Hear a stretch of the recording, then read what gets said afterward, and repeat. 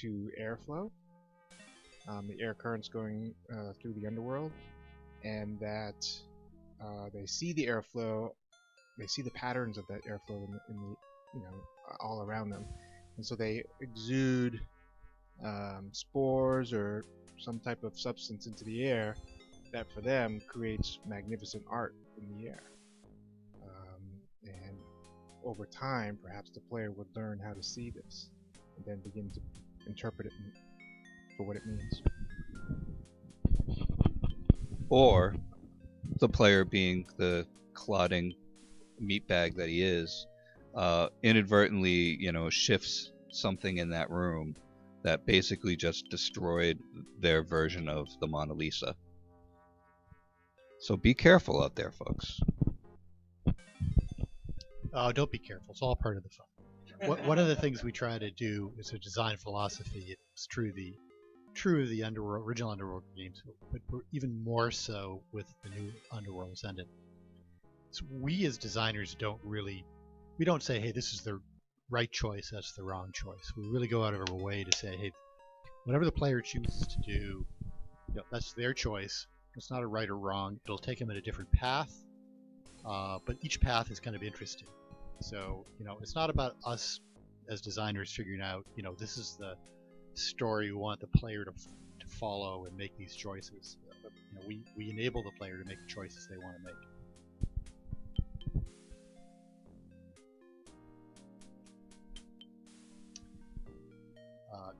U10 makes a great point about good games like fiction tap into the way folks and races see their world. And it was definitely a mindset we had with the original games and continue. Is that we saw each of these intelligent races in the Abyss as having their own perspective, their own agendas, their own biases.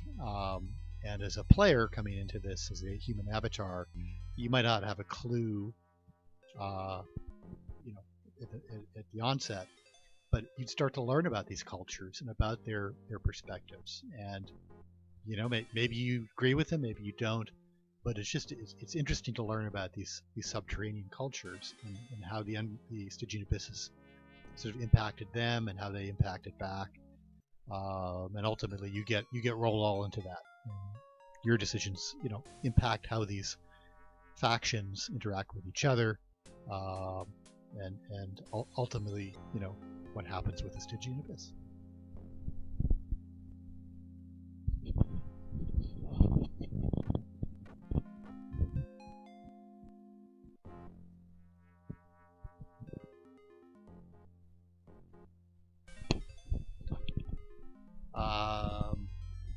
Radishish, if I'm pronouncing it right, has something to point about mushrooms being connected under the surface. I'm not sure we'll do that literally, but we're looking at the Shamblers as having a bit of a mind, a hive mind, where they can connect together, and their intellect is actually quite powerful. When you first meet them, I think they're just mushrooms. They're kind of like walking mushrooms.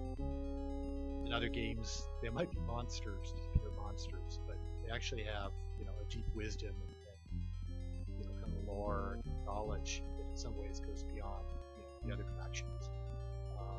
We're trying to make each faction kind of really interesting and have its own, ways you can learn from them if you choose to ally with one of them. Part of the story element is that at some point in the game, about a third of the way through the game, you'll be given the opportunity to kind of be adopted by one of these factions, taken under your wing.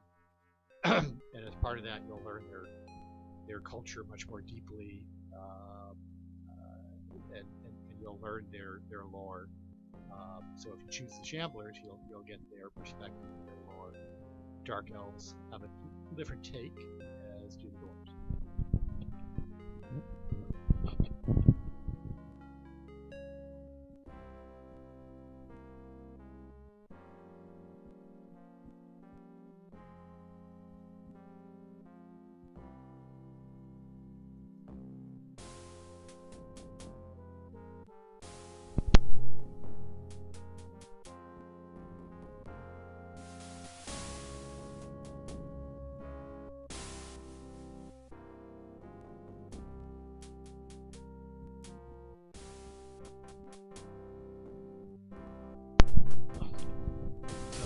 was asking, saying that the avatar turned into a shambler. But what's wrong with that?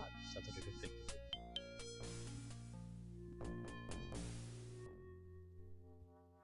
Someone else was asking if becoming part of a faction affects relations with the others. Absolutely.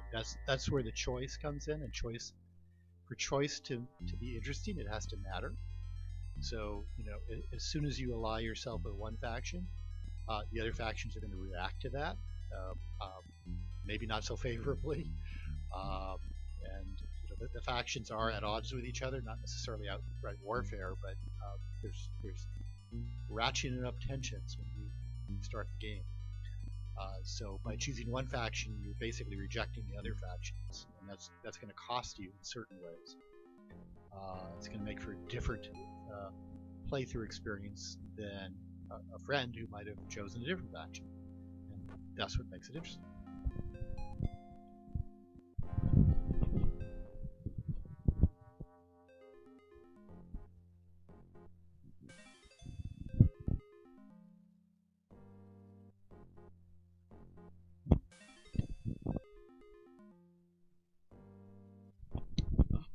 So, Will, what are you doing moving cheese and fish into your and bread into your little thing there? So this is how you give NPCs items when they request them, or if you're bartering. And in this case, if I give this person food, he'll set my friend free, as long as my translation is correct. I hope it is. If your translation's wrong, he's going to make you a fish omelet.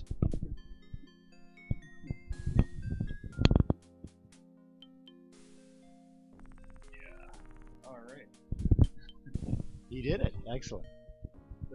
One of the fun things we did, not entirely unique in Underworld from other games, but we allowed you to barter, take items, and sort of offer them as if you were holding out your hand with these items, to try to sway an NPC, or to give them a gift, or give them a quest item.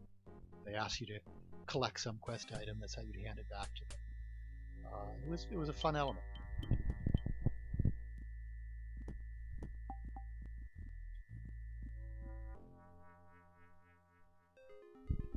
Somebody's asking about the lizardmen going to be a fourth race in the war.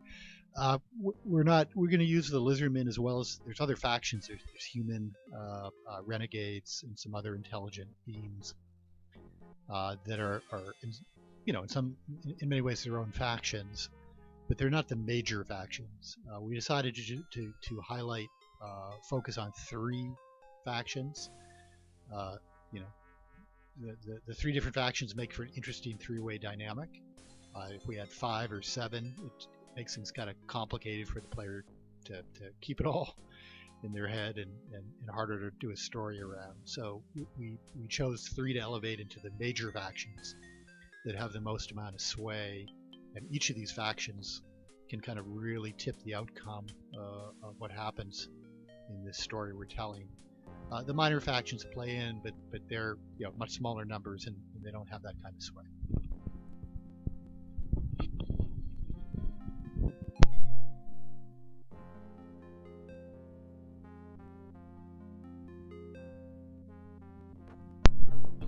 So somebody mentioned, can you be evil? Well, what is evil? My problem is with games is usually when they say you're evil, you're really just kind of a grumpy, mean guy. You're not really evil. So I don't know if we'll go there. It would be fun if we could actually make you truly evil. But yeah, but to Chris's point, most evil characters in these kinds of fantasy games, they're more like homicidal maniacs. They kill everything that moves. Is pretty typical. And if you just want to slaughter everything as you go through, sure. I mean, it won't be prevented. It could make it a lot more challenging to get through the game because you won't have any friends, and you'll be fighting everybody who comes your way. But I don't think that we would literally prevent you from doing that if that's what you really want to experiment with. I think part of the fun of these sandbox games is that we don't create a lot of rules around them in terms of the player, what the player should do or can do. So you can try some edge cases. You can try, to be nice to everybody and sort of befriend everybody and avoid combat as much as possible. There are monsters that just want to eat you, but often you can stay at distance or run away from them. That's fine. You don't have to kill monsters. So if you wanted to, see if you could play through the game in a pacifist role, maybe using stealth or magic, it'd be kind of a challenge, but it would be interesting one. And maybe we'll even track that stuff and sort of, note at the end of the game, hey, you were able to make it the whole way through the game without ever killing a monster or swinging a sword. That'd be kind of fun. Yeah, we already have that one written on the board. Can you do this as a pacifist? And we're gonna try, but that is a pretty big goal to hit. Somebody just asked if you can offer a monster food to calm them down. That's one of the strategies you can use, one of the tools. Not necessarily for any monster. Some monsters may just be after you, not necessarily hungry. They just see you as a threat or something they want to tear in half. But for some monsters, they're mostly, their motivation is they're just hungry, and you might be a good thing to eat. We use that example of one of the things you can do in a lurker encounter. Lurkers aren't the most intelligent; they only are just hungry, and if you happen to get in their way, they'll gobble you up if they can. So with a creature like the lurker, it's certainly an option if you have, a hunk of food, as long as it's big enough to be attractive. They're not going to eat an apple. But if it's the right kind of food and gets their attention, you could toss it in the other direction in the water, and there's a good chance that they may go gobble it up, and that distracts them. So that would be certainly a valid tactic.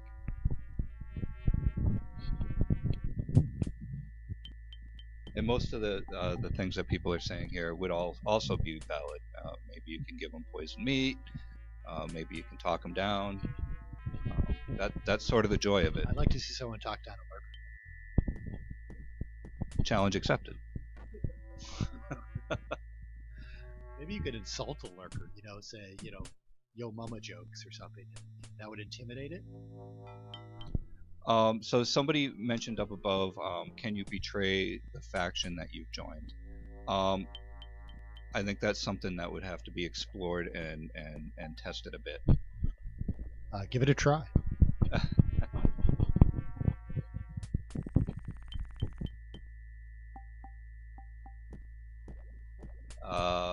Monster mounts, I don't think I'm going too far out on a limb to say no.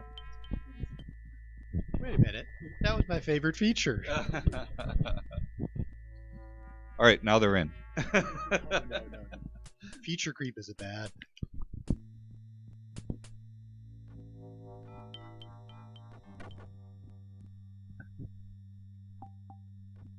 Will we see some iconic Ultima monsters? Absolutely.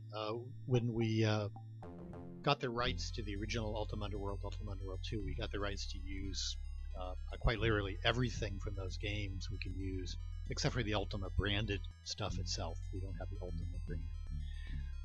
Fortunately, the original Ultimas didn't have a lot of Ultima brand in them. The original Underworld was going to just be Underworld and became an Ultima about halfway through.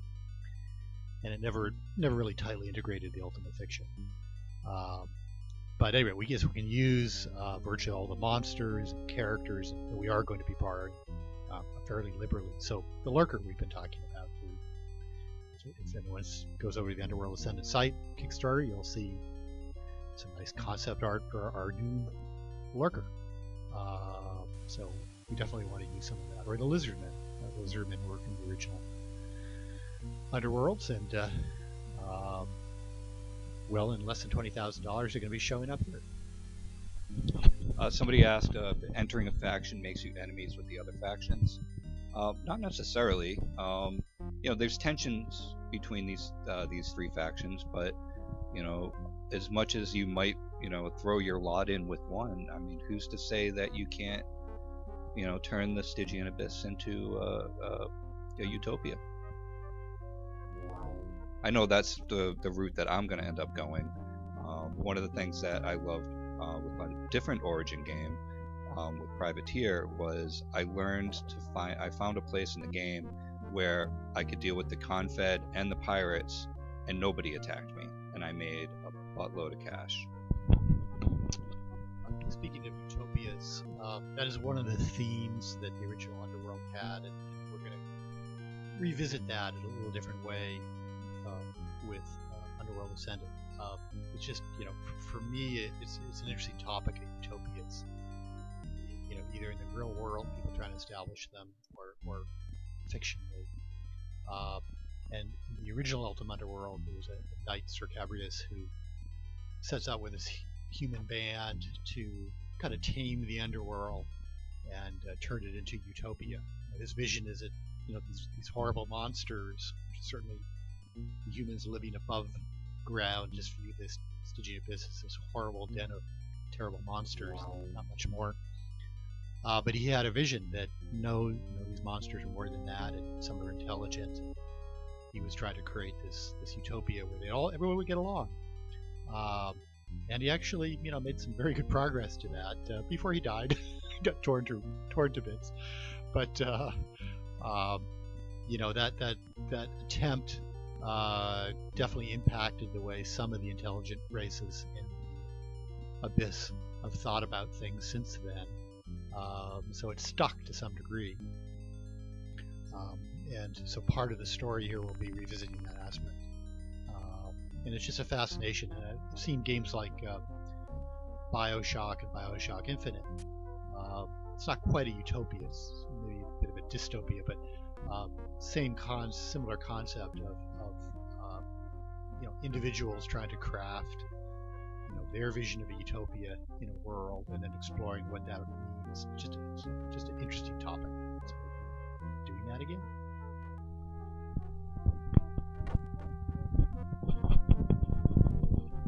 Community content, game editing tools. Well, right now it's a stretch goal. Yeah, I mean, we really want to be to get to that stretch goal, to be able to do that. It's something that we couldn't really do in the original Underworlds. There really wasn't the technology to do that effectively. And it wasn't something people were doing. And I think we had publishers, and the publishers probably would freak out if we even suggested such a thing. There was back then a much more sense of tightly controlling the content, and we wouldn't want to put it in the hands of the fans. 20 years later, times have changed quite a bit. Games like Minecraft, show that can be, very powerful if you build a whole game around that.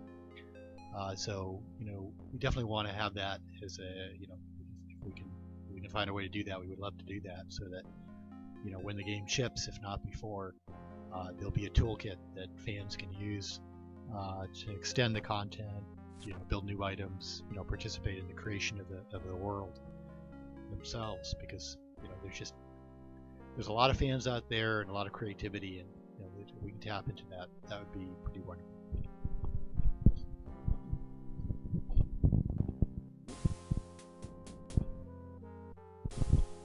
Somebody mentioned procedural versus handcrafted. Of course, handcrafted is always nicer. It's handcrafted. But there's a lot these days that you can pull off with procedurally generated landscape. That is, to be honest, pretty impressive. But for the game we're building with Underworld Ascendant, it will be on this much more on the handcrafted side in terms of environments, because there are trade-offs. We really want to craft encounters.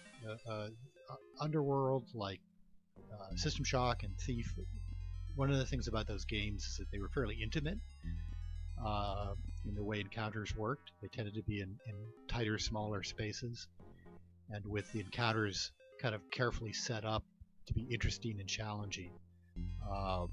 And it's really hard to do that if it's literally all procedurally generated. You tend to get if you play a procedurally generated game, after some hours, it starts to feel kind of similar each new encounter you get on. It may not be exactly the same, but there's a similarity there.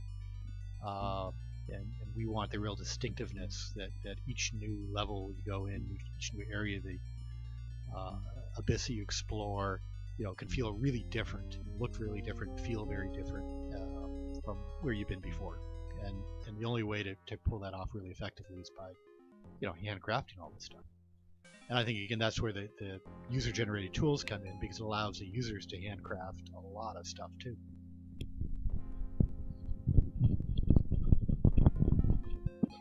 Somebody mentioned crafting. We have talked about having a crafting system in the game. How deep and complex it will be. Now I'm going to play the producer role for Chris. So we're not going to go deeper complex on the crafting system. We're going to do some fun stuff with that. We had some light crafting in the original game. I think if you go really deep on crafting, it's its own game. You can do some wonderful stuff with it. But the underworlds aren't about crafting. This isn't about you sitting and building your ultimate weapon for weeks at a time, or your contraption. So it'll be a secondary element.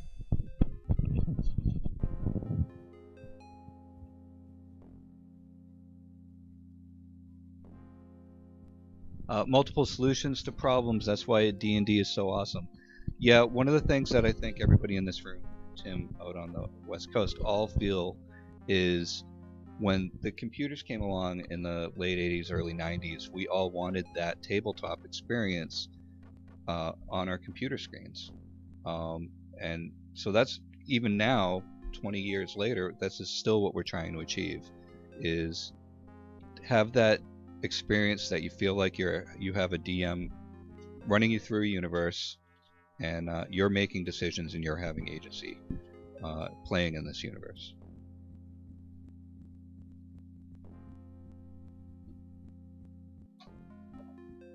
So Will, what are you up to now? So I got this key from bandits. Basically, You got a lot of keys there. yeah, I do. I'm collecting. So there's these two storage rooms that I remembered. One is labeled east and one of them is labeled west. So I'm gonna check these out with this key and see what's inside. You must be at the east one, I can tell from the compass.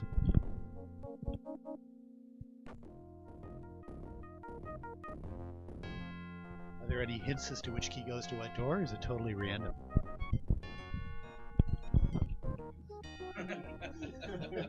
Trial and error. It worked. Oh, there's a human character. So this is a good... Well, maybe he's not so friendly. But... he doesn't look so friendly. Oh, no, well... Getting into combat. But, this is an example where, in this case, is human. It's not friendly, but often there are friendly humans. You're not the only human in this Stygian abyss. And the humans often provide sort of a more direct perspective, since they speak your tongue. They can give you some good hints about what's up in the underworld.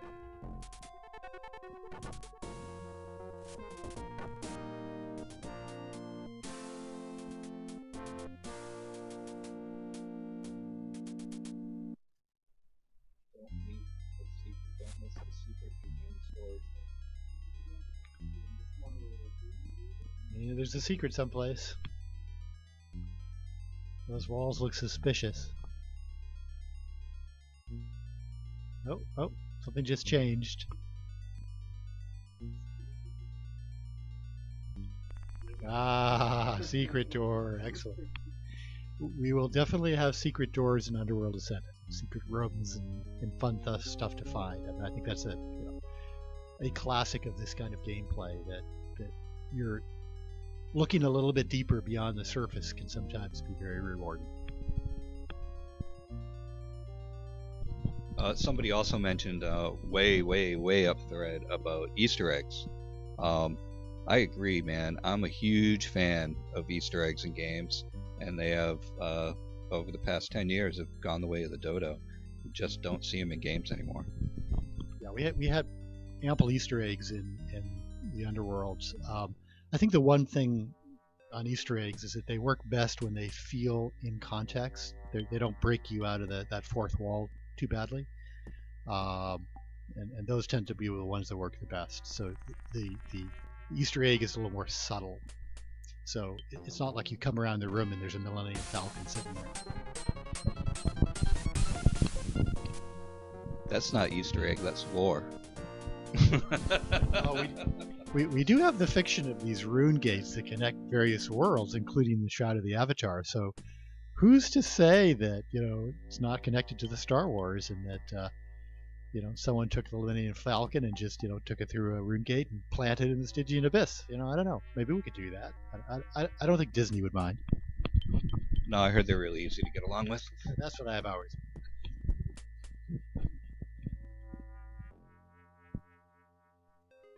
They'd probably never notice anyways. They don't.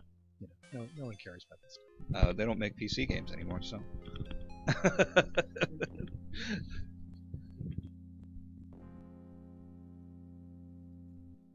So every time he goes to the map, I still marvel that this was 20 years ago, and there's still not a map in games that matches this.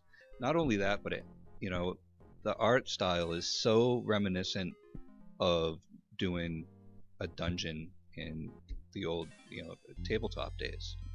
It has that 10 by 10 grid feel.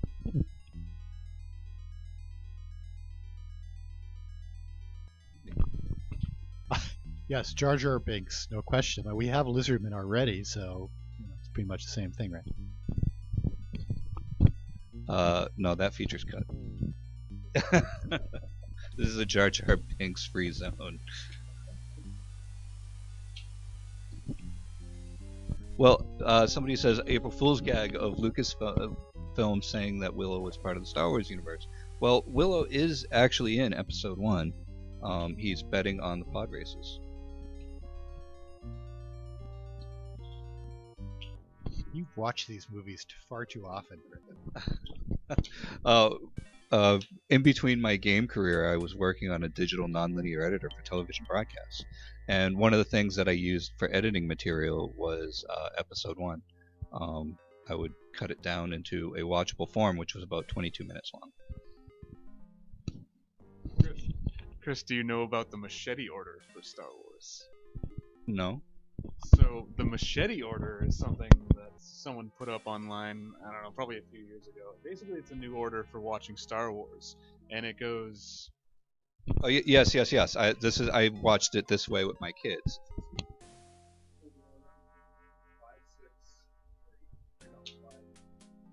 Yeah, 6 is less. Enough of the Star Wars stuff. Let's talk about real fiction, value, fictional world. So it's great that people enjoyed the auto map. So maybe we should have one mode for the game where if you play it entirely in the auto map, you never look in 3D, and you can win the game, you'll get some awesome reward.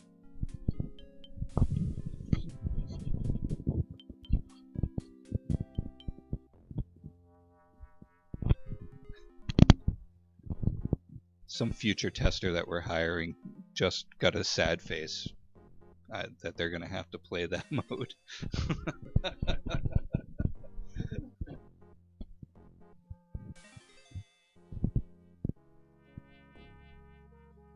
The literary influences of Looking Glass games. Could wax on that. So lots of influences, and again, these games were built by teams, so different people have different influences. I can more speak to some of mine. So certainly for the Underworlds, Tolkien was a huge influence. Read pretty much everything he's written, and also some other classic, Jack Vance, and just a whole bunch of authors who sort of built, the foundations of what we call fantasy today, all part of this. And there's also classic fiction. Homer, reading the Odyssey, there's elements of the Odyssey in this game, of kind of being in this, thrown in this dangerous place and trying to find your way back. encountering strange things where you don't have a clue how to deal with it, and then coming up with interesting solutions like how they dealt with the Cyclops. So there's some classical literature in here as well. But we borrowed liberally, so it was ever sort of tickled our fancy. Again, a lot of D&D, so I don't know if you'd call that classic or literate in any way, but there's a lot of fun stories that have been told and played, and pen and paper role playing, and there's a lot of that in here too.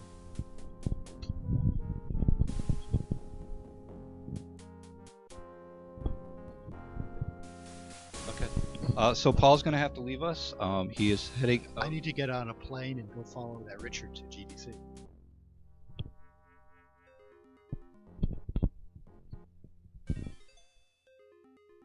So, any last questions for me before I take off the next 2 minutes?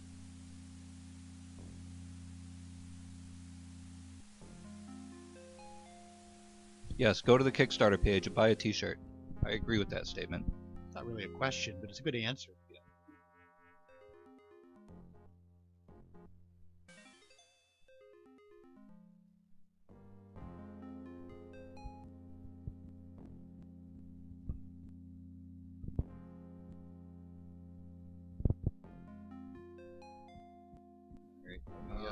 Cyber Mage should not use the Ultima Underworld engine. Mail from Richard. He's still about 30 minutes out, so it doesn't look like we're gonna get him on. Fortunately, we may miss Richard here. His flight has gotten delayed. Never happens, I know, but unfortunately, maybe he'll end up getting in the very tail end of this. Let's see. The questions are coming fast and furious. Please play Thief next time. We played Thief 2 sessions ago. This is the 3rd session. We played Thief 2 weeks ago, System Shock 2 last week, and Underworld this week.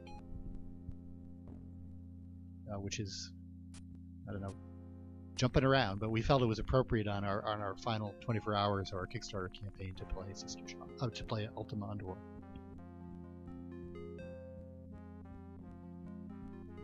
Someone's asking about combining Thief-style sneaking with System Shock 2 atmosphere. That sounds like a lot of fun. Yeah, I'd play that. So somebody make it, and get quick about it.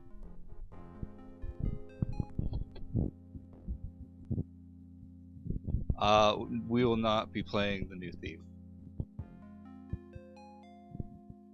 I don't know how to stream a console. Yeah, we none of us had any involvement in the most recent Thief that came out last year. That the publisher took that in a new direction with a new team. Not a direction we would have taken it, but it's the direction they wanted to go.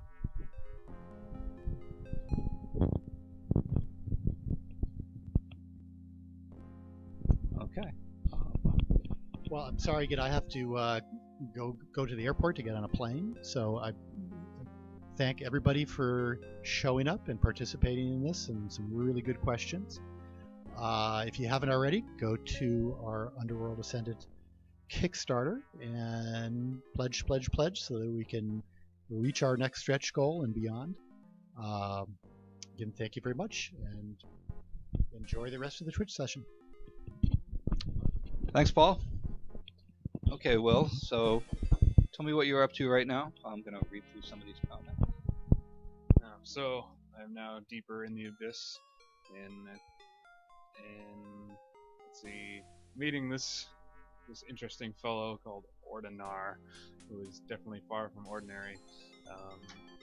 He's very interesting. Ironic. Yes.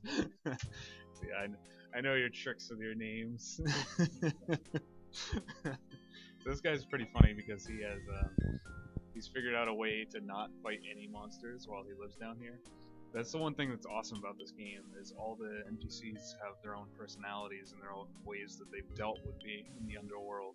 Because the underworld is not a very friendly place. It's pretty much a giant prison. And some of them have figured out ways to live their lives the way that they want. This level of the dungeon think this is the one with the ghouls, where the ghouls are ironically very friendly compared to other games, which is kind of hilarious, and they're actually kind of smart, and smarter than some of the humans in this game.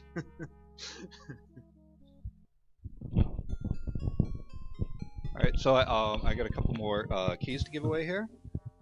So our number 9 winner is Sark1, and our number 10 is Rustbite. So congratulations, and enjoy playing through the original Underworld games.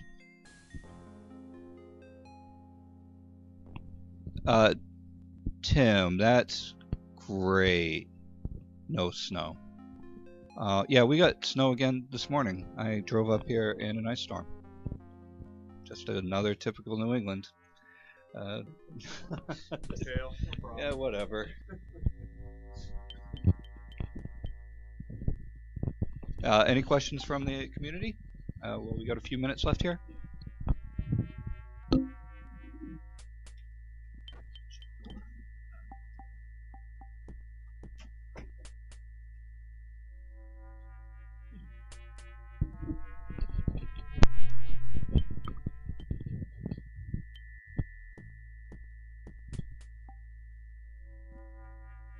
Stardog, yeah, go Bruins. Not this year.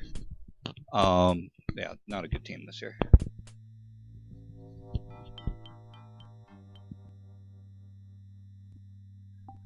The Lizard Men. I really like that concept that Shaddy, one of our concept artists, came up with. It's a little off the beaten path. I'm happy they don't just look like a T-Rex or an alligator that happens to walk, on 2 legs. So it's something a little different. They kind of actually remind me a little bit of like a Lovecraftian flipper people, from like the Shadows of Innsmouth or something.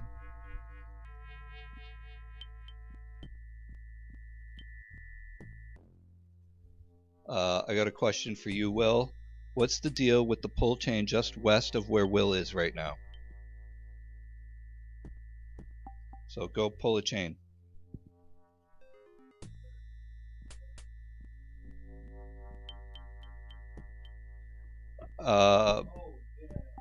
Will we get a pickaxe and be able to dig tunnels to secret areas? Maybe. If we put any type of terrain manipulation in, it will be in a very limited basis in very specific areas.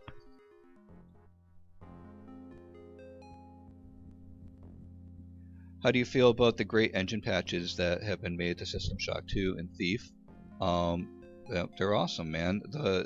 If you can play, old games in a modern system, it's just awesome. Never mind what the fan community has done, which is incredible, but an organization just like Good Old Games, I swear that they get more money out of me than Steam does at this point, because I'm going back and I'm playing all the old LucasArts games. I'm playing all the old Looking Glass games to get brushed up on them. Dungeon Keeper, all of Dungeon Keeper 2 is just a staple in my house. It's just been fantastic.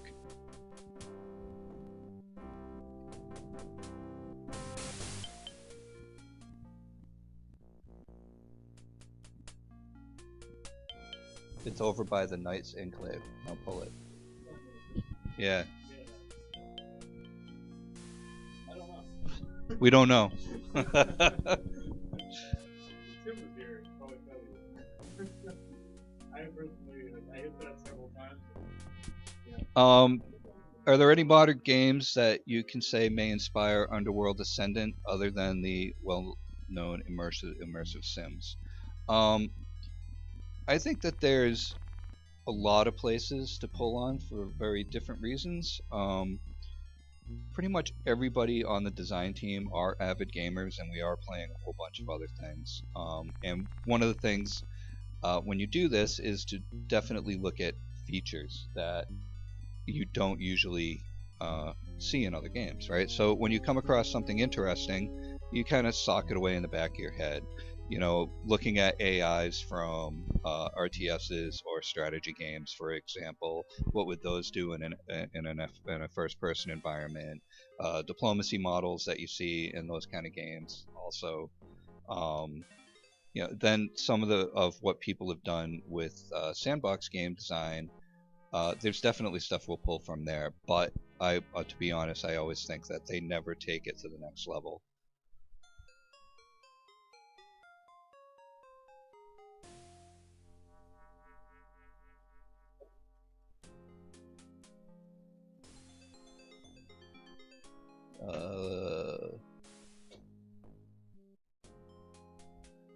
The mouse is working fine for us on the good old games version.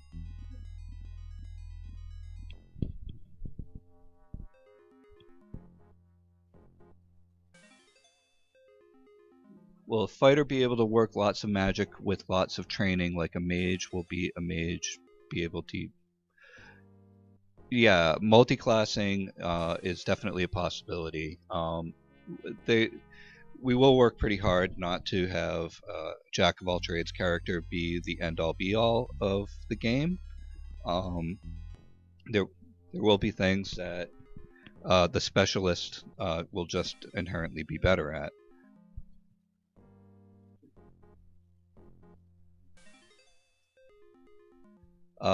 Ranged weapons. Yes, there'll be ranged weapons. Will there be a specific ranged class? Doubtful. One of the things that we've noticed when playing other RPGs is that your ranged class, like your ranger, ends up really being the same as your wizard class throwing fireballs. They're both doing range damage. They're both sort of doing the same thing. It's almost cookie cutter skills if you look beyond the visuals.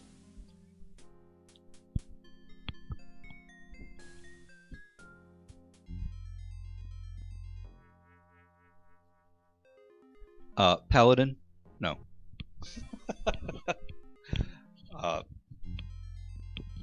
I don't see us doing a strict paladin class.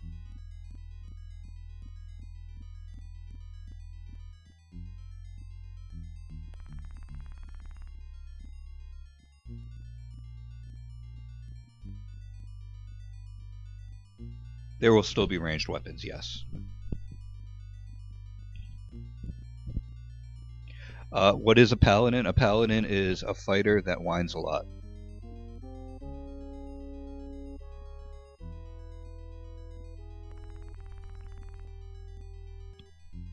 So any other questions, folks, or we're going to wrap it up a few minutes early here?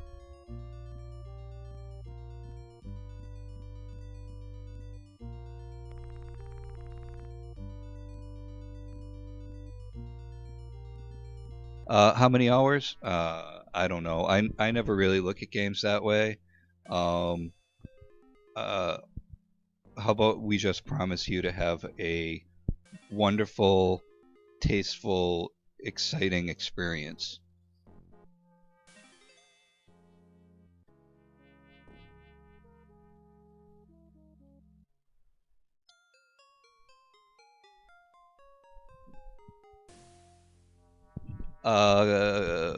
Class restrictions for equipment. I think that's something that we'll have to work out through testing. I like Ravish's reaction to how long will the game be? 10 billion hours. If we build the simulation right, then that's theoretically possible, I guess.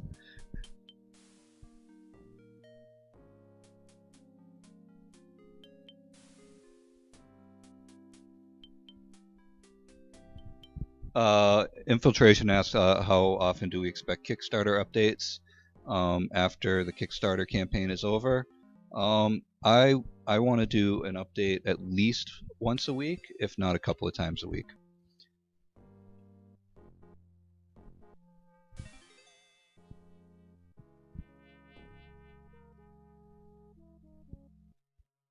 Yes, tasteful. Your implement taste technology. Yes, and that's going to go with your cooking your own food that we're going to have in the game. So that would be the Oculus Rift plus the The gastronomic rift machine.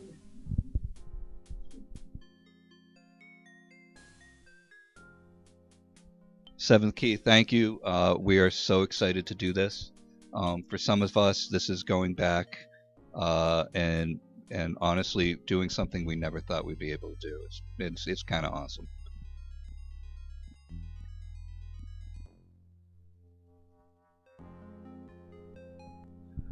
Question: any of you guys play tabletop D&D? I think we all play tabletop D&D. I started playing D&D in 1978 with my mom as my dungeon master, and that was the basic system before it was called basic. I was an elf. I had 4 hit points, and I had died by a poison spider in a dungeon called Into the Unknown. I've played all the versions except for 5th. I've read 5th.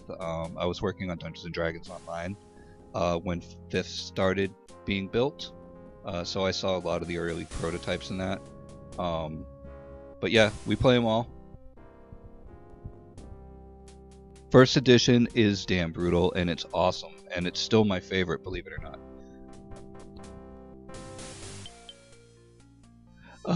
That's cool. My mom does not play D&D anymore. And let me tell you, when I got a job as producer on Dungeons and Dragons, she was mildly confused after all those times in my teenage years, she yelling at me for not wasting time on building another dungeon. See, it all paid off.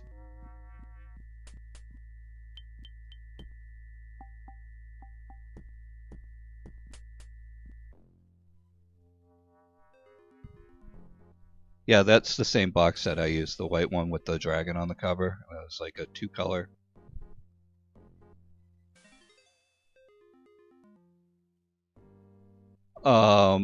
Will took a deep dive into Ultima Underworld 1 over the past week to be our pilot.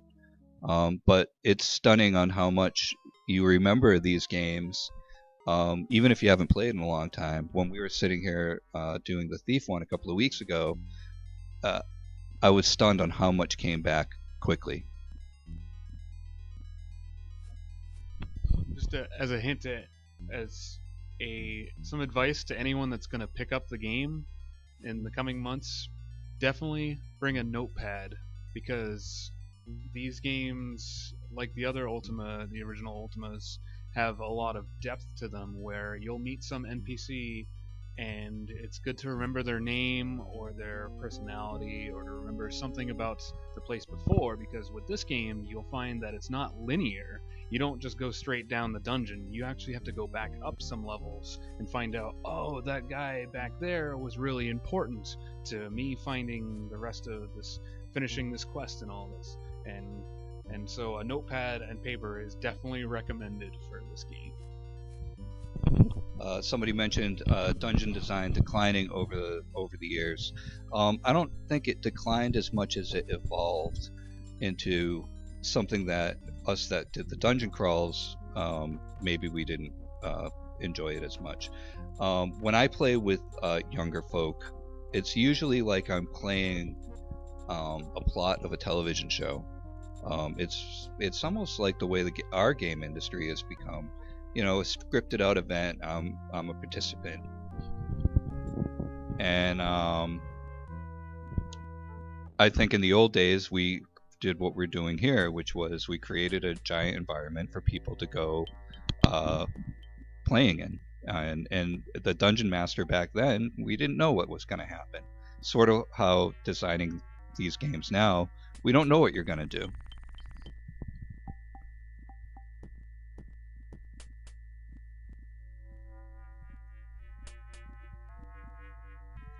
Hold on a second. I might have. We might get Richard. We might actually end up going long now. Excuse me. Favorite class? Thief. Of course. First edition Thief was definitely my favorite class.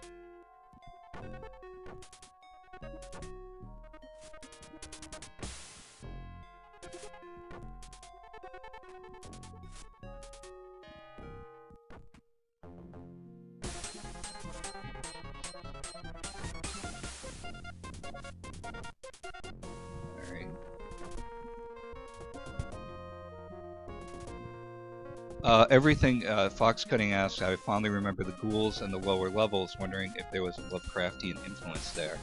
Now, I wasn't on that team, but I can tell you that everything built in New England has a Lovecraftian influence. Why do you... I won't make a Patriots joke here.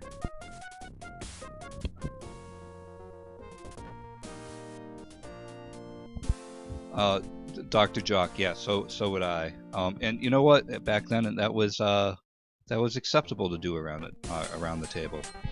You're a thief, right?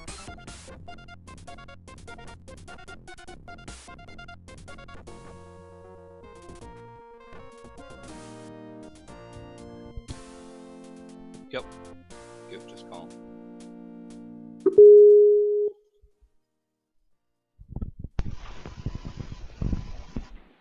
Hi, Richard. Hello. How are you? Hi. We're live.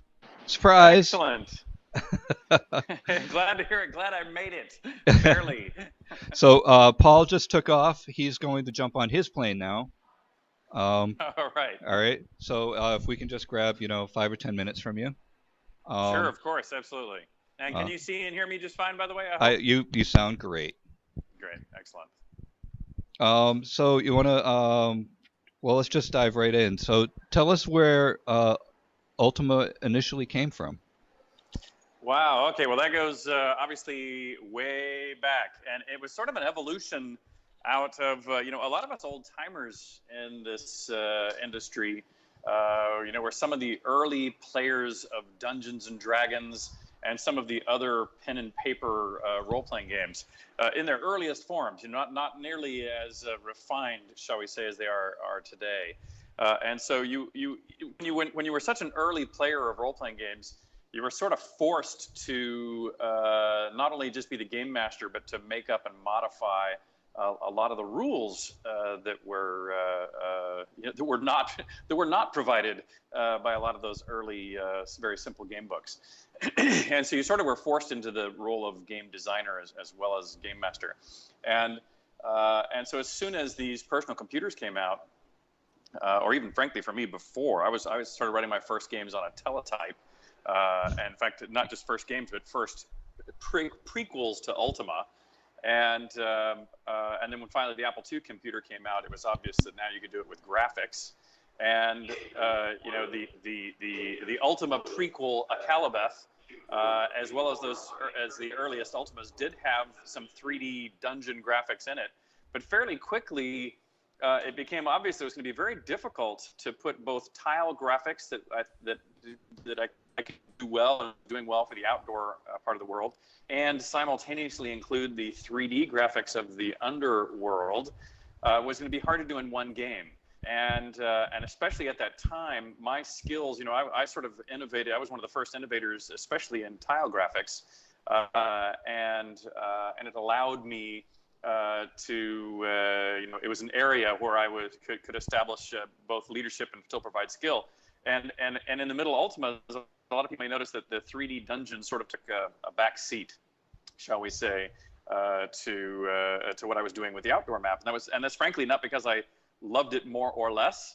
It was just because that's where literally my personal talent and skill seemed to lay. And so that's what really excited me about the going into Ultima.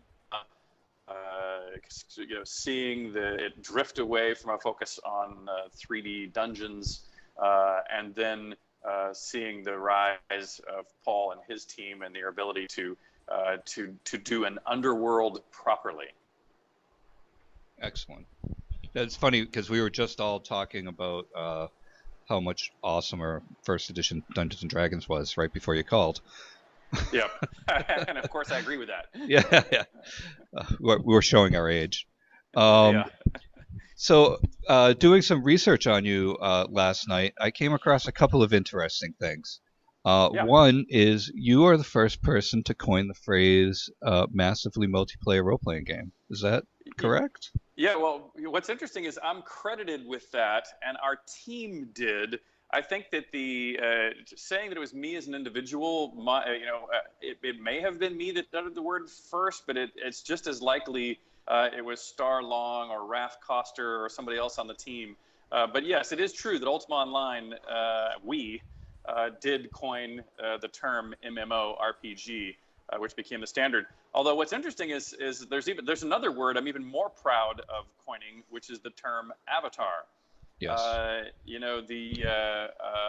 Previous to Ultima 4, your character in a role-playing game on a computer was your character, and your character was your alter ego. You could be playing Conan the Barbarian, and if you were playing a role-playing game, or like in my mind, if you're playing the game Thief, for that matter, to bring it back to closer to home, if you're playing in the game Thief, you succeed or fail by how well you are role-playing the character of a thief. And so it's not that you're being yourself, you are purposefully embodying something else or someone else. And with Ultima 4, since I wanted to judge you, the player, based upon you, the player's actions of virtue or evil, I wanted to make sure that you weren't playing Conan, you weren't playing a thief, or you might be a thief, but the point is it's your soul, your spirit inside that creature that is being judged. And so that's why I use the term avatar, which as I was doing research on moral philosophy, I found the Sanskrit word avatar was used to be the manifestation of a deity in human form on Earth. So when Vishnu, the elephant god, came down in human form, that was his avatar. And I thought, that's just the word I need. That you're not Conan, you are you. Even if through the moon gate you take on some somewhat different physical form, it's still your responsibility, the terrible deeds you do in this game. So you just hit on something that's near and dear to my heart here. When young people ask me, what do you need to do to get into game design? I always say learn. And what I mean by that is not learn how to code and learn how to do art or what you want to do for a living, but it's go learn about philosophy, history, all that. Because as game designers, we pull on the past and on human behavior more than even when I was a film guy. I pull on more all that stuff far more now than I did then. I totally agree. In fact, this touches on a subject I occasionally get in trouble on by people either misunderstanding or taking words out of context. So I'm always careful when I tread here. So pardon me if I pause as I respond. But I agree. When I was on game, I talk about my top 10 with to get to 10. That unless you are willing to be a student of pretty much all of the reality in which we live,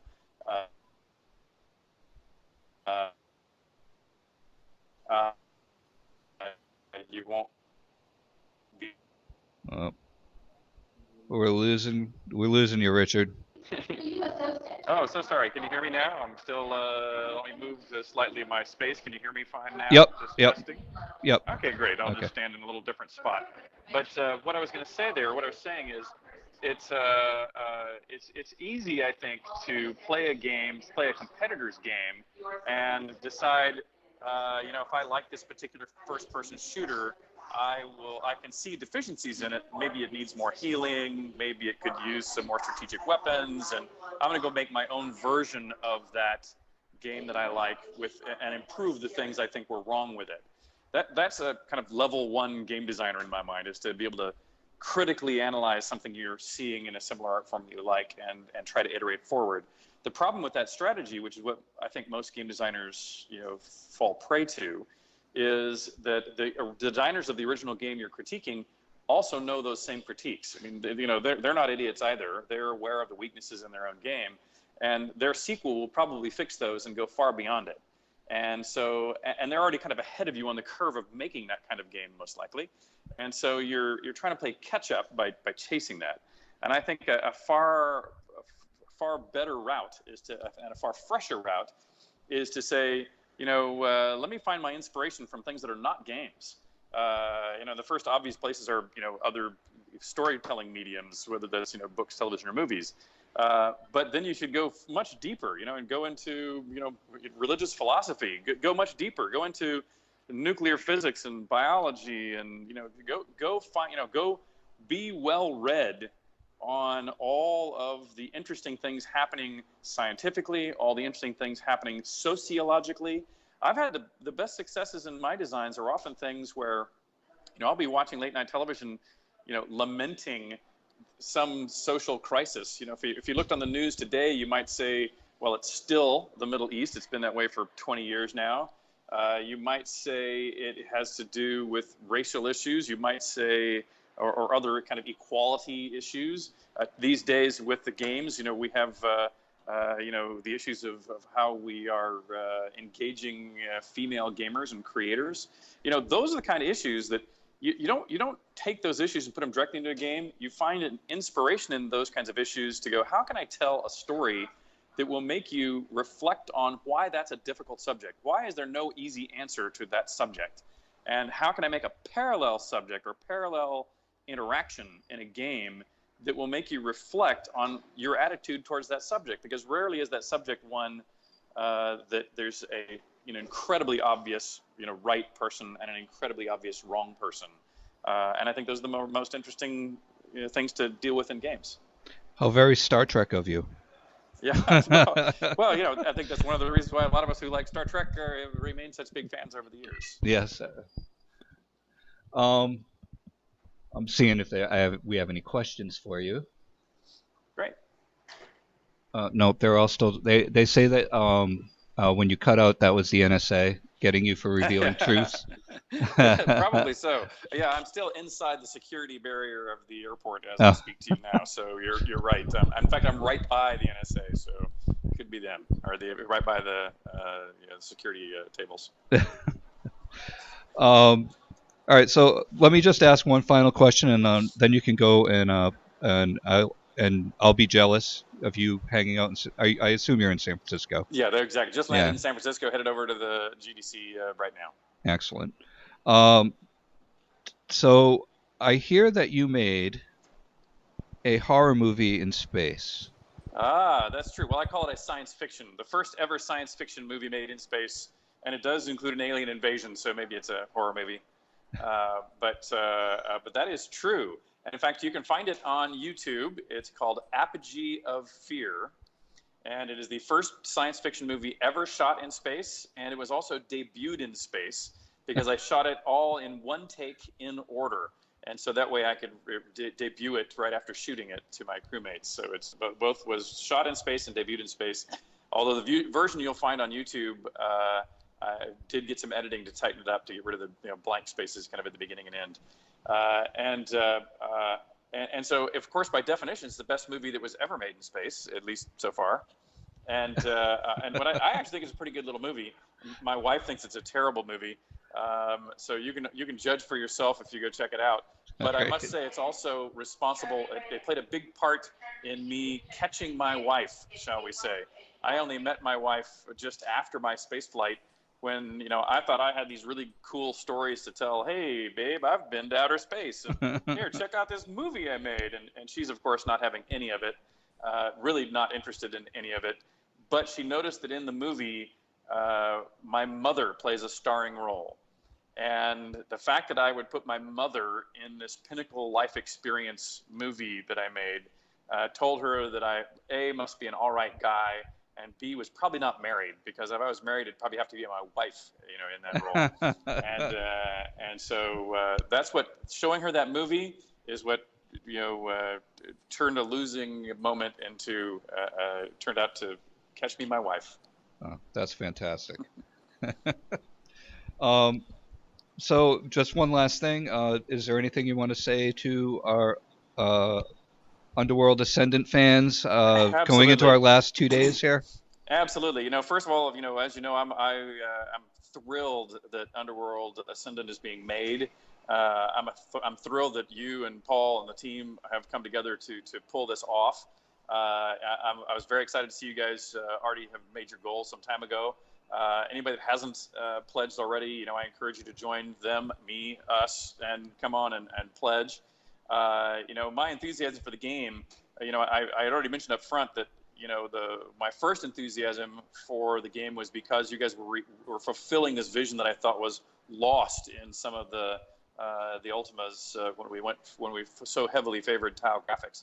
There's another really big reason that I think people should check out your guys' work in Underworld, and frankly, I think you all do this as a pattern, not just in Underworld, but the other games you've made, which is not only your attention to storycraft, but your attention to true role playing. And what I mean by that is that, I personally make this important differentiation between what I would describe as an RPG, which I know stands for role-playing game, but a lot of level grinding RPGs, which are a lot of fun, and I've played tons of them. But games where you fight monsters, collect treasure, level up, and go on this level grind, I think are, for me as a player, often fun, but ultimately less important, less fulfilling than a game where instead you succeed or fail based on how well you fulfill these roles. And and if you're supposed to be playing, for example, in a game of your guys' background, games like Thief and things, where you actually succeed or lose based on how well you hide in shadows, or you succeed or lose based on how well you assimilate data. You win or lose based on how well you stand by the virtues in the case of things that are more Ultima specific. And you all do, I think, a great job of making a role-playing game that really rewards deep role playing, and that is my enthusiasm for Underworld. That's my enthusiasm for Paul as a producer. That's my enthusiasm for you guys as a team, and I know that you guys are going to knock it out of the park again this time, because you always do. I'm looking forward to playing. No, thank you very much, and thank you for your time, and bug my boss when he gets out there. I will. I'll do the exact same. I will do that. I'll do that this evening when he arrives. I'm a little ahead of him. So All right. Thanks for talking with me, and good luck with the last 48 hours. All right. Thanks, Richard. Bye. Bye-bye.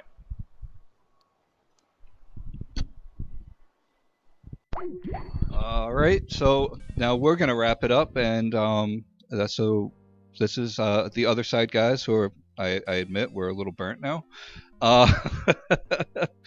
And please go to Kickstarter last 2 days and pledge for our game. Help us make the Underworld come to life again. And thanks for your time. This was a lot of fun. And good night.